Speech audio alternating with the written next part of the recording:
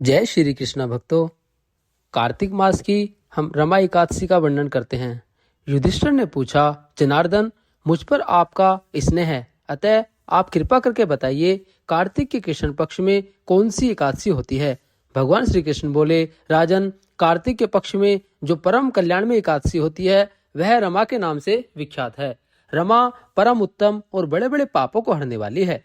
पूर्व काल में मुचुकुंद नाम से विख्यात एक राजा हो चुके हैं जो भगवान श्री कृष्ण के भक्त और सत्य प्रतिज्ञ थे। निष्कंटक राज्य का शासन करते हुए उस राजा के यहाँ नदियों में श्रेष्ठ चंद्रभागा कन्या के रूप में उत्पन्न हुई। राजा ने चंद्रसेन कुमार शोभन के साथ उसका विवाह कर दिया। एक समय की बात है, शोभन अपने ससुर के घर आए। उनके यहाँ दशमी का दिन आने पर समूचे नगर में ढिंडोरा पिटवाया जाता था कि एकादशी के दिन कोई भी भोजन ना करे।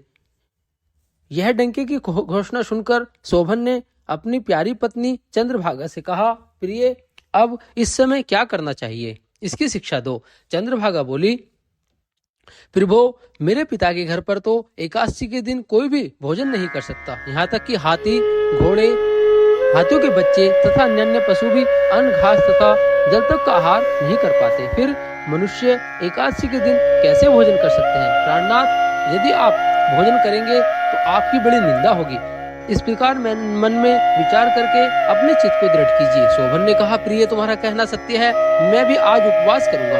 देव का जैसा विधान है वैसा ही होगा। भगवान श्री कृष्ण कहते हैं, इस प्रकार दृढ़ निश्चय करके शोभन ने व्रत का नियम का पालन किया।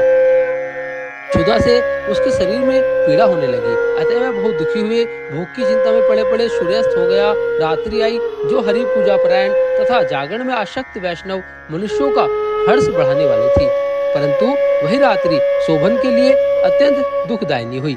सूर्योदय होते होते उनका प्राणांत हो गया, अर्थात देहांत हो गया। राजा मुचुकुंद ने राजोचित काष्ठों से शोभन का दाह संस्कार कराया। चंद्रभागा पति का पारलौकिक कर्म करके पिता के ही घर में रहने लगी। नृपश्रेष्ठ रमा नामक एकादशी के प्रभाव से शोभन मंदराचल के शिखर पर बसे हुए परम रमणीय देवपुर को प्राप्त हुआ। वहाँ शोभन द्वितीय कुबेर की भांति शोभा पाने लगा। राजा मुचुकुंद के नगर में सोम शर्मा नाम से एक विख्यात ब्राह्मण रहते थे। वे तीर्थ यात्रा का प्रसंग करते हुए घूमते कभी मंदराचल पर्वत पर गए। वहाँ उन्हें शोभन दिखाई दिए। राजा के दामाद को पहचान कर वे उनके समीप गए। शोभन भी उस समय द्विश्रेष्ठ सोम शर्मा को आया जान शीघ्र ही आसन से उठकर खड़े हो गए और उन्हें प्रणाम किया। फिर क्रमशः अपने ससुर राजा मुचुकुंद का, प्रिय पत्नी चंद्रभागा का तथा समस्त नगर का कुशल समाचार पूछा। सोम शर्मा ने कहा, राजन, वहाँ सबकी कुशल है। यहाँ तो अद्भुत आश्चर्य की बात है। ऐसा सुंदर और विचित्र नगर तो कहीं किसी ने भी नहीं देखा होगा। बताओ तो सही, तुम्हें इस नगर की प्राप्ति कैसे हुई? शोभन बोले, द्विजेंद्र, कार्तिक के कृष्ण पक्ष में जो रमा नाम की एकादशी होती है, उसी का व्रत करने से मुझे ऐसे नगर की प्राप्ति हुई है। ब्राह्मण, मैंने श्रद्धाहीन होकर इस उत्तम व्रत का अनुष्ठान किया था, इसलिए मैं ऐसा मानता हूँ कि यह नगर सदा स्थिर रहने वाला नहीं है।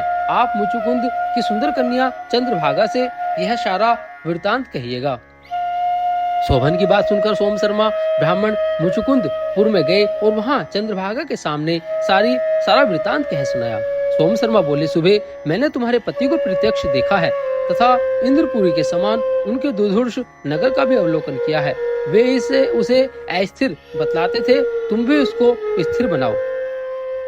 चंद्रभागा ने कहा, भ्रमशे, मेरे मन में पति के दर्शन की लालसा लगी हुई है। आप मुझे वहाँ ले चलिए, मैं अपने व्रत के पुण्य से उस नगर को स्थिर बनाऊंगी। भगवान श्री कृष्ण कहते हैं, राजन, चंद्रभागा की बात सुनकर सोम शर्मा उसे मंदराचल पर्वत के निकट वामदेव मुनि के आश्रम पर ले गए। वहाँ ऋषि के मंत्र की शक्ति तथा एकादशी सेवन के प्रभाव से चंद्रभागा का शरीर दिव्य हो गया तथा उसने दिव्य गति प्राप्त कर ली। इस प्रकार जब वे पति के समीप गई, उस समय उनके नेत्र हर्षोल्लास से खिल रहे थे। अपनी प्रिय पत्नी को आया गया देख शोभन को बड़ी प्रसन्नता हुई। उन्होंने उसे बुलाकर अपने वाम भाग में सिंहासन पर बैठाया। तदंतर चंद्रभागा ने हर्ष में भरकर अपने प्रियतम से यह प्रिय वचन कहा, नाथ, मैं हित की बात कहती हूँ, सुनिए।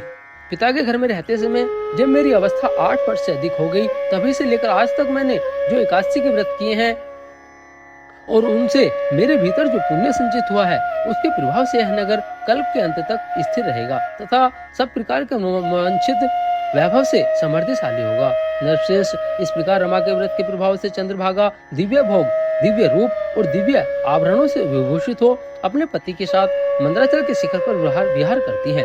राजन, मैंने तुम्हारे समक्ष रमा नाम की काशी का वर्णन किया है। यह चिंतामणि तथा कामधेनु के समान सब मनोरथों को पूर्ण करने वाली है। मैंने दोनों पक्षी एकादशी व्रतों का पाप नाशक महात्म्य बताया है। जैसे कृष्ण पक्ष की एकादशी होती है वैसे ही शुक्ल पक्ष की भी है। उनमें भेद नहीं करना चाहिए। जैसे सफेद रंग की गाय है वैसे ही काले रंग की, दोनों का दूध तो एक सा ही होता है ना। इसी प्रकार दोनों पक्षों की एकादशियां समान फल देने वाली है। जो मनुष्य एकादशी व्रतों का महात्म्य सुनता है वह सब पापों से मुक्त हो श्री विष्णु लोक में प्रतिष्ठित होता है। जय श्री कृष्ण।